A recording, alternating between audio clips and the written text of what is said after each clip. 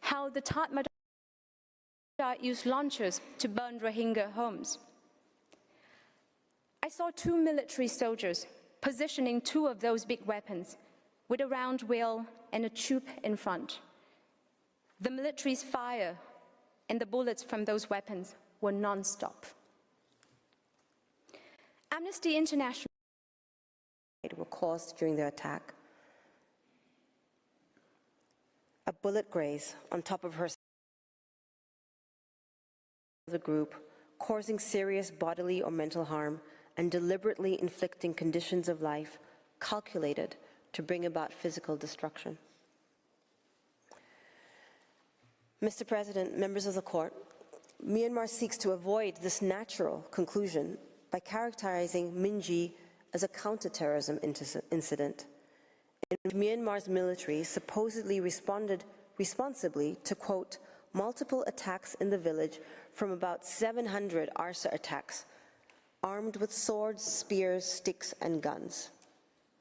Relying on only 2 of its own Ministry of Defense documents and the statements of 2 military officers, Myanmar claims that its soldiers fired only, quote, warning shots and exercised proportional and incremental force.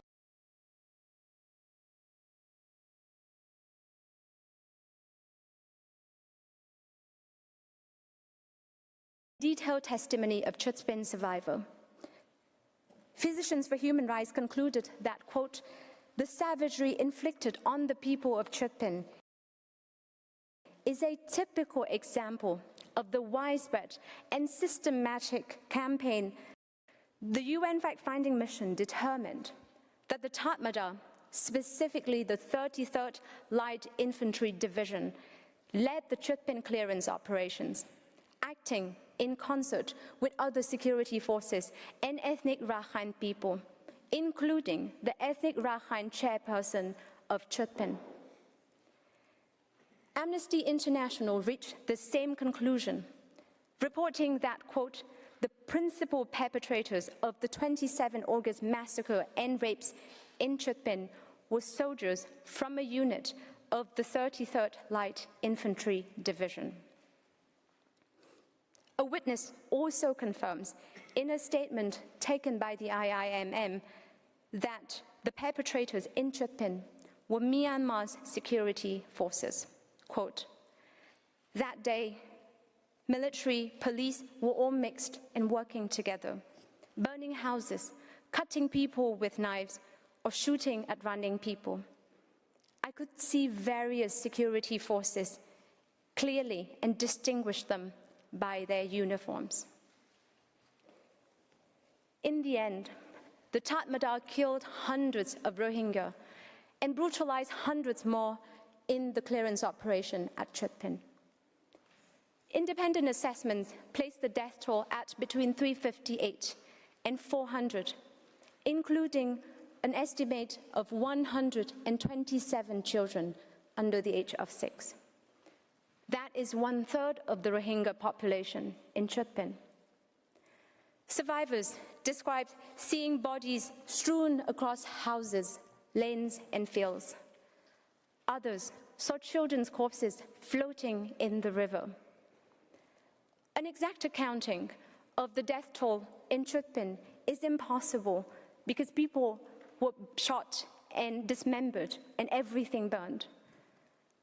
But, Mr. President, the convergence of the UN fact-finding mission's report, consistent witness testimony, independent investigations, clinical findings, and even satellite imagery admits of only one conclusion.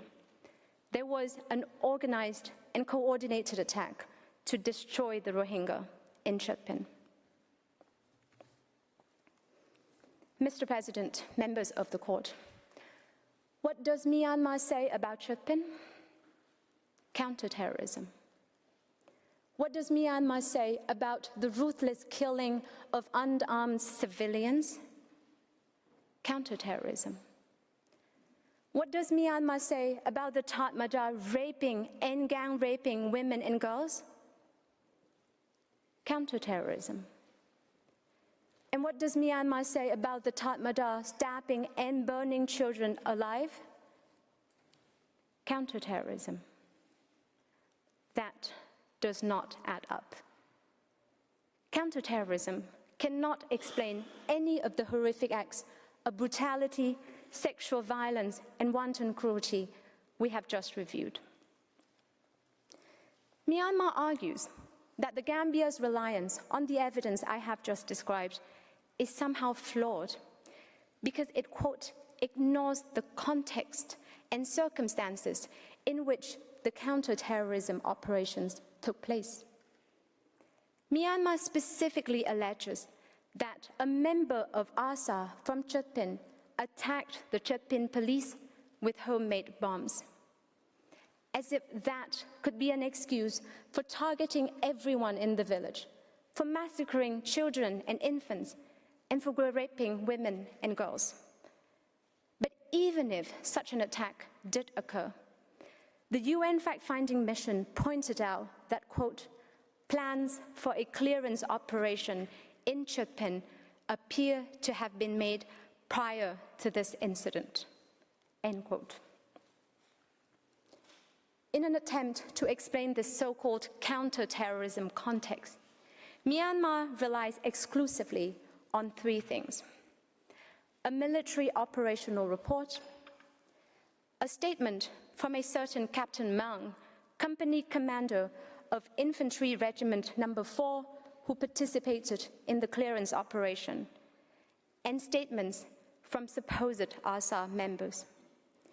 Yet none of these sources engages with, let alone justifies, what the Tatmadaw actually did to the Rohingya in Chutpin. To begin with, take Annex 120 to Myanmar's counter memorial. This is the military operational report of the Myanmar Defense Services that purports to describe the clearance operation at Chutpin.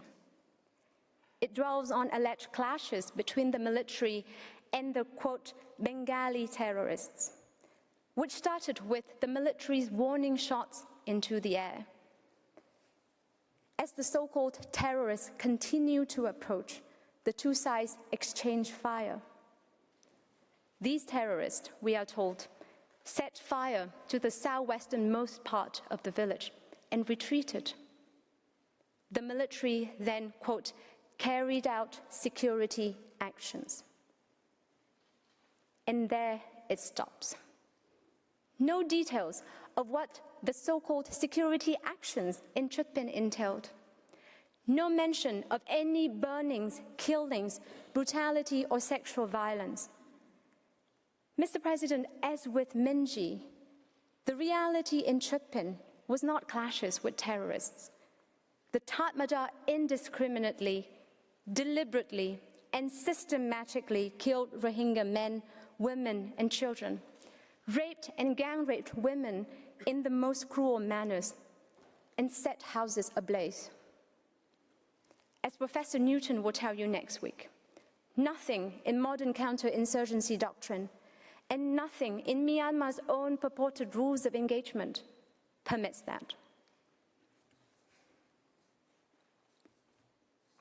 Turning to Captain Mang's statement, which Myanmar calls contemporaneous military evidence. It repeats much of the same narrative as the military operational report. A supposed defensive operation against, quote, Bengali terrorists, using, quote, proportionate and defensive force. The statement also describes Captain Mang's own orders given to his subordinates, said to be, quote, in accordance with the right to protect and the rules of engagement, including, quote, not to shoot the elderly people, women, children, those who turned back and ran away, and the Bengali civilians who are staying inside their houses. There are at the outset serious concerns as to the independence and reliability of Captain Mang's testimony. He is a serving military officer who personally participated in the clearance operation. Moreover, his statement was taken in 2017, in a Myanmar military investigation of unknown composition and procedure. These internal military processes, as Professor Darjean will explain, have been widely criticized to be systematically flawed and conducive to impunity. But even setting these